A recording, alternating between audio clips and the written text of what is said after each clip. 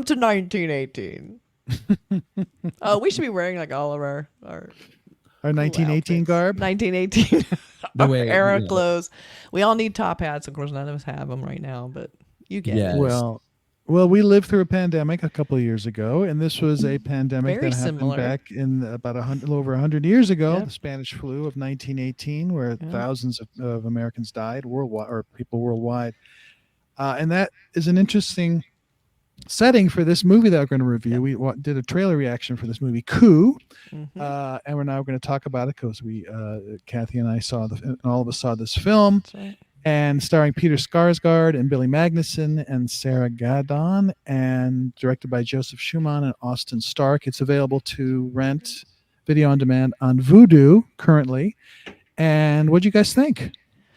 You know, I love Peter Sarsgaard, and I thought it was such a cool role for him because he's unrecognizable. I like that he plays kind of this rough, kind of shyster.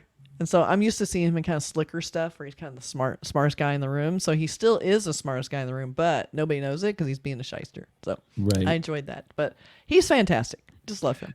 It's an interesting casting choice because Billy Magnussen, who you recognize, he's always played sort of this preppy sort of jerk kind of a guy. And here he's the rich, he's a journalist who is on the side of the working person back then, and so he's writing things much like Upton Sinclair wrote about the working class and how they're just being trod upon. So he has his heart in the right place, but he's a rich guy living in this mansion, on this island. He's kind of a hypocrite in a way, but at the same time, they realize they're lucky to have jobs, so that's how a lot of people feel. At least I have a job, so they are trying to improve. They don't want to make anybody mad, so they just put up with what they feel is unfair treatment, even though he's talking all about unfair treatment. It's kind of interesting. Well, I like this kind of thing. I like movies about cons, about people scamming people, when you have a movie like The Sting or whatever, and The Grifters and things like that, where people are pulling a scam on someone. Yep. And the setting, this mansion is on an island, so they really are isolated. Really isolated. So during the epidemic, they really don't want to come there, but he does come there as the new chef. But we know very early on in the first 5 minutes, he is not the chef that they hired. Right. That chef is dead, and he killed him. And he's coming in, coming in as not only an interloper, but somebody that has bigger designs on the situation. Right. So it starts out early where he's sort of like he's calm, but the head guy figured out early on there's something up with this dude. Yeah. I don't quite get it, but I want to learn more about him. Something about him. He's looking at my wife too much. He wants to bring meat into the house, and we don't eat meat. So he's sort of overstepping his bounds a bit. Yeah. Really at the outset. But then obviously it gets much worse as he sort of starts this, shall I use the word insurrection or a coup? Yeah, coup. Yes. And by the servants to take over. And that's kind of where the movie really sort of kicks into gear. But it was kind of brilliant, too, because he made it seem like it was good for everyone, where because of the flu and everything, and one of them gets sick, and they assume it's the flu, they have all the servants have to move into the house. And they're like, it's just safer if we're all under one roof than having these two separate residences. So he manipulates a way into getting everyone to live under one roof. And then he proceeds to kind of take over the house with the servants. Like they're playing cards out in the parlor and they're using the pool. And the guy's like, what is happening?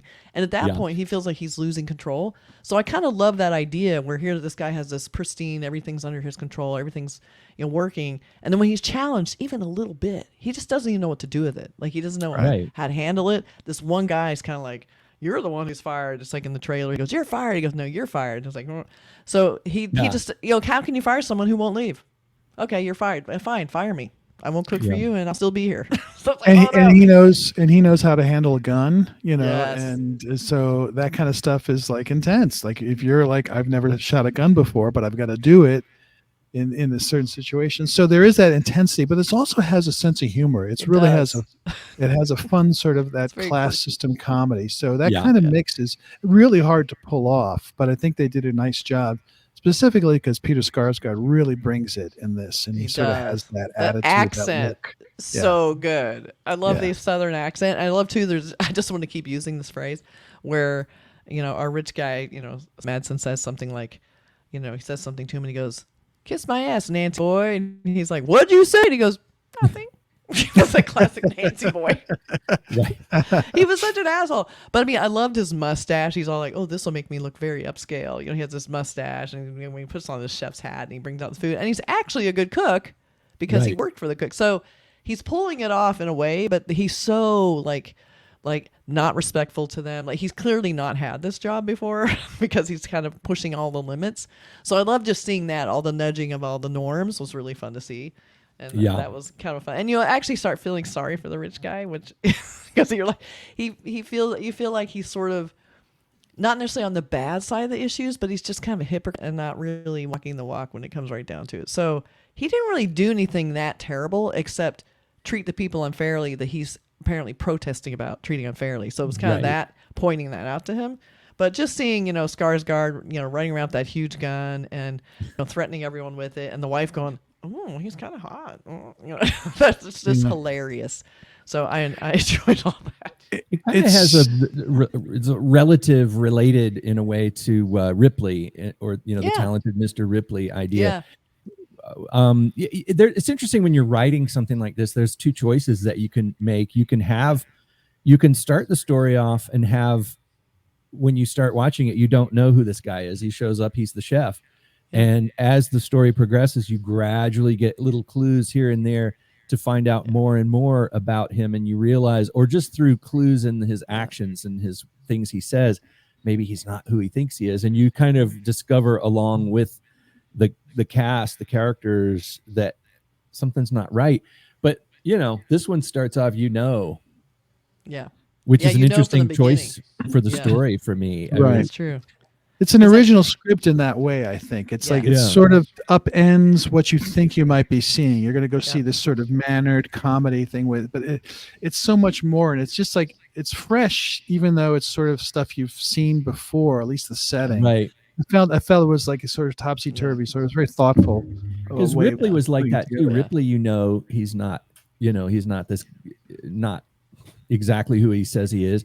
And but that, I think, adds to the tension, because you see them with the family, and you realize the family's in danger earlier in the film, as opposed to having a gradual revelation of this threat. You know the threat is invited in, and you don't really know how dangerous he is, like, because he's being a scammer, because he is in there and he does have a gun. You don't really know to what level he's going to go, so there is like that tension of like, is he going to hurt the family? Because I mean, he could easily do it. I don't know what the end game would be. You don't really know, but it seemed like it was more like he's basically confronting them with, everyone's going to be equal. That means the servants get to live in the house. They get to eat what they want to eat. They get to use the pool. They get to eat what you're eating, and that's equal. But they want to resist that, and it's like, well, here it is. I'm confronting you with it. So it was kind of fun that way, just to see that. And if you want to see Peter Sarsgaard like playing a rogue, like a rogue, that term rogue, it's exactly what this is, so and it's that sort of really worked for me. And so I thought it really did. Everything about the movie worked.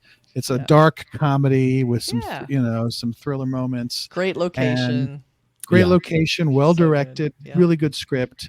So check it out. It's maybe a movie you haven't heard of, but it's totally well worth checking out, because especially for Sarsgaard. Amazing. So fun. Yeah. Coup. Thanks, you guys. Now. Check it out on Vudu, by the way. Okay, Vudu. You can rent it there. VUDU, right? VUDU, yeah. It's not like a voodoo doll. It's a voodoo. That's next. All right. See you. Bye. Bye, everybody.